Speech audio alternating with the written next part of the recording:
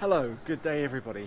Now I don't know how this is possible because I woke up with flooding, so it was up to our waists, and then it went away, and then we ended up with rubbish strewn everywhere, and now it's raining again. How can there be any water left anywhere on Earth that isn't in our drains? It came down really hard last night, just incredibly bad.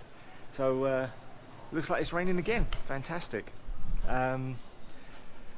Oh. Hell, at least it's cool.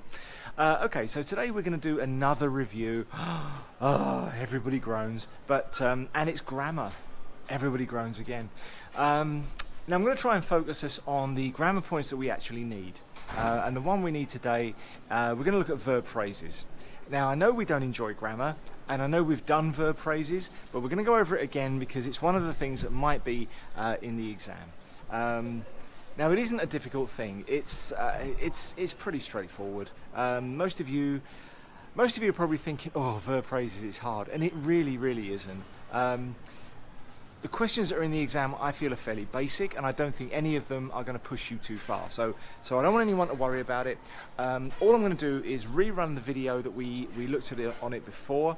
I'm going to run another video, and I'm going to give you a quiz. If you can get through that, then I don't think anyone needs to worry about anything. But let me know if you still don't get it afterwards, and I'll try and find an easier way to do it. Now, if you go to Google Classroom, all the links are there to the videos, and there's a review sheet as well that goes into this. I know most of you won't bother. Try it. Make sure that you use it.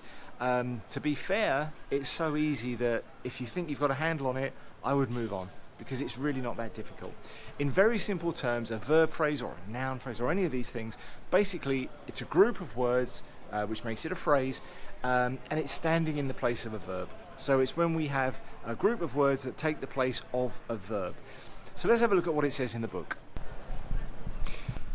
So those of you that have the book, verb phrases is page 181. Now it doesn't go into an awful lot of depth in the book because these things never do, but I do think this is something that's pretty straightforward anyway, so I don't think we need to go into too much detail.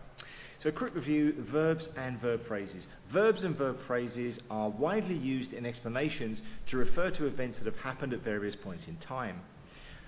Using verbs and verb phrases will help to make an explanation clear so that readers will understand it more easily. Verbs provide the action in the sentence. All complete sentences must have a verb. So any sentence to be considered a proper sentence has to have a subject and a verb. Those two things must exist in a sentence, as we all know. Verbs can consist of single words or group of words. When it's a group of words, it's a verb phrase. Okay? Here's some examples. Mammoths were long-tusked, hairy members of the elephant family. The monsters were being found in the tundra. So one of them is a verb. The first one's a verb. The second one is a verb phrase. So mammoths were is our verb, and were being found is the verb phrase. Verbs that are made up of more than one word are verb phrases.